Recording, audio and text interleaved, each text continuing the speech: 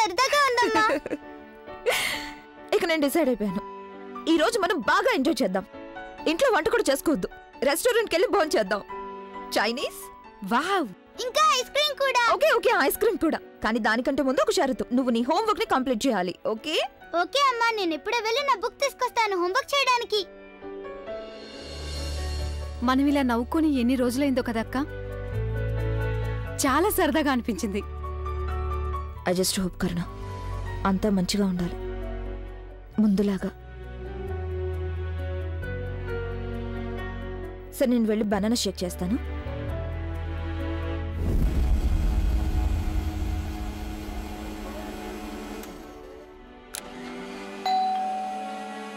కరుణ చూడు ఎవరొచ్చారో.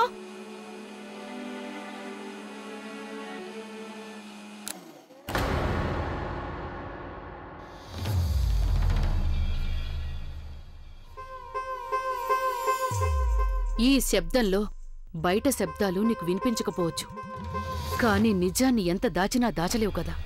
మీ ఉద్దేశం? నా ఉద్దేశం ఏంటి అంటే, నువ్వు కావాలనే నీ చుట్టుపక్కల ఇన్ని శబ్దాల్ని నింపుకున్నావు. ఎందుకంటే నిజమనే శబ్దం నీ చెవుల దాకా చేరుకోకూడదని. కాని ఇప్పటికే ఆలస్యం అయిపోయింది. ఆ శబ్దం నీ ఇంట్లోకే వచ్చేసింది, నీ కృష్ణ దగ్గరకొచ్చేసింది. ఇప్పుడు నువ్వు ఆ శబ్దాన్ని వినకుండా ఎంత ప్రయత్నించినా సరే దాని ప్రభావం మాత్రం తప్పకుండా ఉంటుంది.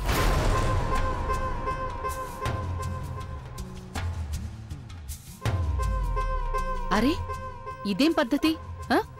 ఒక తండ్రికి తన కూతుర్ని దూరం చేశావు నువ్వు. ఇలా ఎక్కడైనా జరుగుతుందా?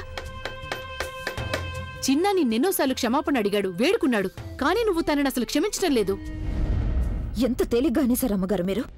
సాగర్ వల్ల తప్పు జరిగిపోయింది, దయచేసి తనని క్షమించేయని. కానీ అమ్మగారు, ఒకవేళ తన స్థానంలో నేనుండి నా స్థానంలో తనుంటే అప్పుడు కూడా మీరు ఇలాగే అనేవారా? చెప్తారా మీ సాగర్తో, సాగర్ గంగ వల్ల తప్పు జరిగిపోయింది, తను క్షమాపణ అడుగుతోంది, తనను క్షమించేయని? ఎప్పటికీ చెప్పరమ్మగారు, నాకు తెలుసు ఎప్పటికీ చెప్పరు.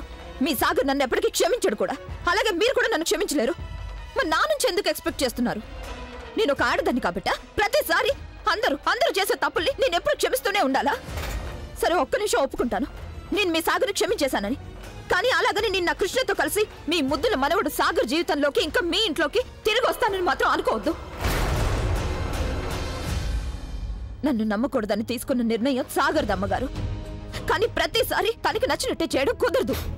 ఇలా నువ్వు కాదు, నీ పొగరు మాట్లాడుతోంది. ఎంత స్వార్థం నీకు, కేవలం నీ గురించే మాట్లాడుతున్నావు. ఒకసారి కృష్ణ గురించి కూడా ఆలోచించు. తను తండ్రి లేని పిల్ల కదా, ఎంతకాలం ఇలా ఉంటుంది? ఎంతకాలం ఆ పిల్ల తండ్రి లేకుండా ఈ సమాజంలో పెరుగుతుంది? అరే, తనకి తన తండ్రి పేరు కావాలా వద్దా? ఎప్పుడైతే చతుర్వేది కుటుంబం పేరు తన పేరుతో కలుస్తుందో అప్పుడు తన జీవితం బాగుపడుతుంది. ఈ విషయం నీకెందుకు అర్థం కావడం లేదు? ఇప్పటి వరకు మా కృష్ణ జీవితంలో ఏ లోటు లేదమ్మగారు. ఒక ఆడపిల్లకి ఏవైతే దక్కాలో అవన్నీ ఇవ్వడానికి నేను అన్ని విధాలు ప్రయత్నిస్తున్నాను. ఇక నా కృష్ణ చాలా సంతోషంగా ఉంది. ఏది ఏమైనా తను నా కూతురు, ఉన్న దాంట్లో సంతోషంగా ఉండడం తనకి నేను నేర్పించాను అమ్మగారు. నువ్వు చేసేది కరెక్ట్ కాదు గంగా. ప్రతి బిడ్డకి తన తండ్రి ఇంటి పేరు చాలా అవసరం. ఇక కృష్ణ నా వంశాంకురం, నా కుటుంబానికి చెందింది. అమ్మా, అలాంటి వాళ్ళది నిజమైన ప్రేమ కాదు, అది వ్యామోహం. ఎగ్జాక్ట్లీ చిన్నత్త, నిజంగా ప్రేమించుకున్న వాళ్ళు అలా చేయరు. ఎంత మనసు విరిగిపోతే కన్న కూతుర్ని పట్టుకొని మా దృష్టిలో చచ్చిపోయా ఉంటుందా తల్లి? అది సరే అమ్మా, తన కూతురుతో తన మాట అనేటప్పుడు ఆమె మాటల్లో వ్యథ, కళ్ళల్లో బాధ గమనించావమ్మా? పెద్దబాబుకు బర్త్డే విషెస్ చెప్పు కూడా వెళ్ళాం కదా. ఊరికే ఎలా కాలిపోతుంది? మంట పెడితేనో పడితేనో తగలబడుతుంది.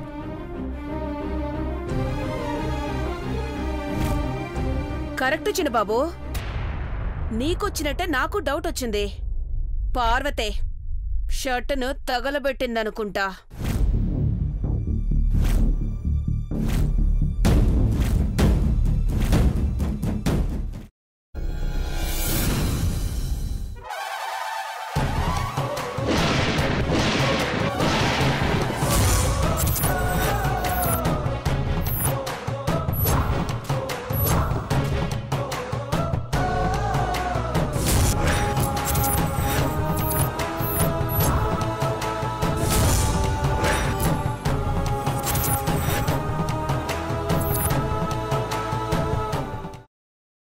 తర్వాత పొట్టు తీసేసి చాప్ చేసి పక్కన పెట్టుకోవాలి. ఒక ప్యాన్లో కొద్దిగా నూనె వేడి చేసి అందులో ఆవాలు, మినప్పప్పు, శనగపప్పు, కరివేపాకు, సన్నగా తరిగి పెట్టుకున్న ఉల్లిపాయలు వేసుకుని 1 నిమిషం పాటు వేయించుకోవాలి. ఆ తర్వాత కాల్చి కట్ చేసి పెట్టుకున్న వంకాయని కూడా అందులో వేసుకుని బాగా మిక్స్ చేసి బౌల్లోకి ట్రాన్స్ఫర్ చేసుకుని అందులో తగినంత చిక్కటి పెరుగు లేదా పల్చటి పెరుగు వేసుకుని మిక్స్ చేసి అన్నంతో కానివ్వండి, చపాతీతో కానివ్వండి సర్వ్ చేసినా చాలా బాగుంటుంది.